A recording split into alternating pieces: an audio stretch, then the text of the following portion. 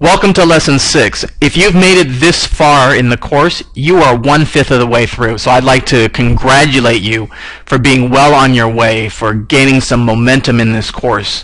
I believe by the end of this course, you're going to find your ability to introduce technology methodically into the classroom to be much stronger than before you began this course. And again, I'd like to make the very simple point. Although we are introducing technology in light of the Common Core standards, really the focus is not merely technology as an end in itself. It's really a means by which we are producing critical thinkers in the 21st century who are ready for college and who are ready for the workplace. This second lesson on comprehension, Lesson 6, will apply what we learned in the last lesson. And you remember what we learned in the last lesson. We learned that computers can help you develop your vocabulary, can help you increase in your comprehension of information, and can help you solve problems. Not only that, we learned a few strategies to help students understand information more effectively, such as self-questioning, problem solving, and drawing conclusions. Let's jump right into this lesson. We are still on step number 3. And at this point in the course, I would like to just kind of give you a heads up or a forewarning, a pleasant and delightful forewarning, that we as teachers, instructors, who provide these LAUSD salary points at certain points in the course need to assess that you're attaining a level of proficiency in this course. And so you'll notice in the homework section there's going to be a kind of a quiz, if you will. But don't worry, all of the information will be on the same page as the quiz. So you just need to kind of scroll up and make sure you've grasped the information. Excuse me, something in my throat. You've grasped the information and you've collected that information and you're retaining it. And so, for instance, there'll be a question on what are the steps of the 21st century technology skills staircase. So you should be able to say keyboarding, gathering, comprehending, evaluating, synthesizing, summarizing, and lesson plan writing. There'll be a question on what's the home row for the keyboard. You can look at your keyboard and just say A, S, D, F, G, H, J, K, L, semicolon, quote. Okay, you may think, well, that's a silly question. But it's important that in the Los Angeles School District, we have this uniform language. And basically, being able to even use the phrase keyboarding or using the phrase home row, or being able to answer a question when a student comes up to you when they're taking a self-assessment test and they can't find the quote marks.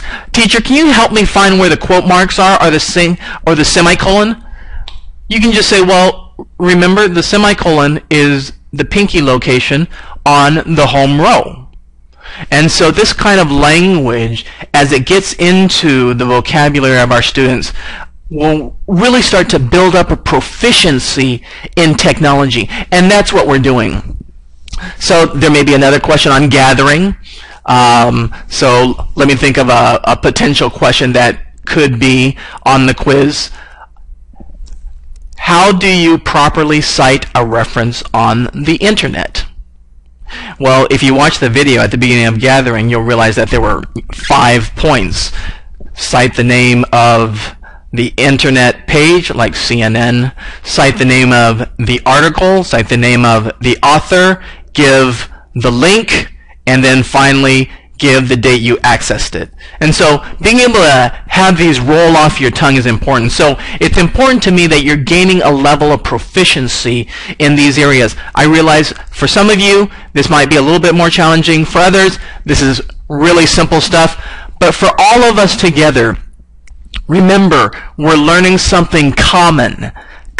That's why it's called the Common Core Standards, so that our students can be globally competitive. And although these are basic terminologies right now, they're going to really help your students gain a real proficiency in conversing. And so if you're a fourth grade teacher and you begin to introduce this type of language, you'll notice at the end of your fourth grade teaching year that students will just start to use words like evaluating. I mean, that's a big word, but they'll say something like, you know what, I was gathering information and I was evaluating the information I gathered, and I realized some of the stuff I pulled up on Google wasn't appropriate. That's huge. Of course, we cover evaluating in the next lesson, but just to be able to say that word, evaluate, and have that concept is outstanding. Okay, great. So this lesson, the objective is to learn how to use computer technology specifically for improving English learner comprehension of academic content. Okay? English language learner academic content.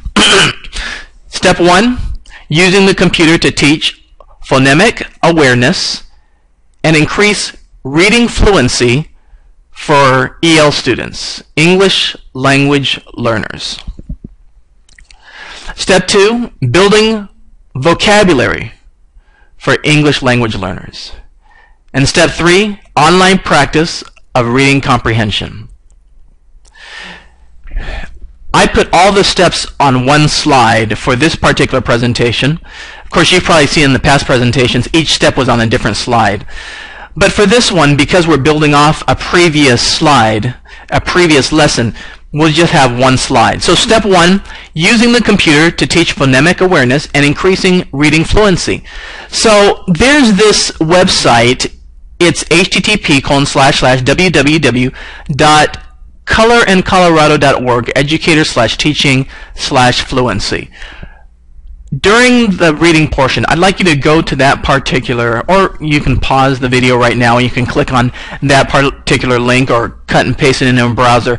Go ahead and look at that as a tool that will help you in the instruction for English language learners. Building vocabulary. You probably saw in the last reading section of Lesson 5, there's something called Wordle.net. That allows you to take a paragraph, stick it into Wordle.net, and the most common words are enlarged. You can then have your English language learners talk about those bigger words. They can read the article, then they can look at the bigger words, and you can have conversations on those bigger words to make sure they understand those words. There's some students, they may just gloss over the fact that they don't understand things, and they shrug their shoulders. This particular program slows them down, and you can go ahead and take a reading portion, say if you're in elementary and you're reading Charlotte's Web, or you're, say, in 9th grade and you're looking at Malcolm Gladwell's book entitled Tipping Point. That's an awesome book, by the way, The Tipping Point. Or some other book. George Orwell's Animal Farm. So, and the students, they're kind of understanding, they're not quite understanding. You may have them take a paragraph, say from Animal Farm, and type it into Wordle.net, and just see what Wordle.net does with the words.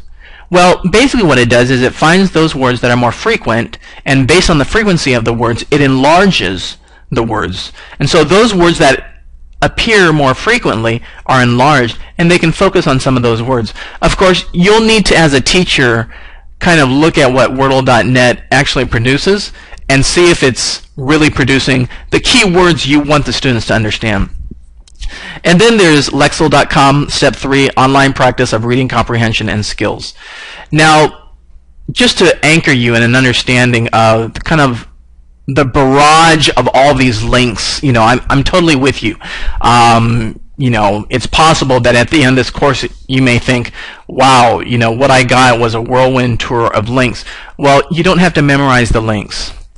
But it really does mean something if you understand the technology skills staircase, those 7 steps, and you at least know a few websites that in conversation with your fellow teachers you can refer to them. So, you know, for gathering, of course, people know Google. But if you're in elementary school, if you can also say kidssearch.com is a great search tool for elementary students. So just get a few of your favorites. As you're going through this course, pick a few tools that you want to put in your toolbox as your favorite sites that you want to use, and then just use them over and over again. Translate.google.com is a great one. For those of you who have students that speak Spanish, habla español, then you can go ahead and refer them to that. And so sometimes they know some words in Spanish, but they're not so clear about their definition in English. Always use translate.google.com. It's just a favorite website that I rattle off the top of my tongue, and not everybody knows it. Then in conclusion, I just wanted to mention there's 8 areas of difficulty for English language learners and other students. It's helpful to just know these 8 categories: auditory processing, language processing, visual processing, auditory visual integration, memory, attention, fluency, comprehension. Why are these helpful to you? Is because when you notice a student struggling and you have these categories in your mind, you'll be able to really fine-tune exactly where they're struggling. You may be able to say, you know what, this student's struggling, but it's not in their comprehension, it's in their attention. And so they just need to learn how to pay attention. With this student, for this semester, I'm just going to work continually on helping them pay attention, because I realize once the student pays attention, their comprehension is, boom, rock solid. And so having this fine level of distinction so that you can assess your students is very helpful. Well, that's the end of lesson 6. And again, at the end of this lesson, you're going to have a little bit of a quiz to make sure your knowledge is building and you're retaining this.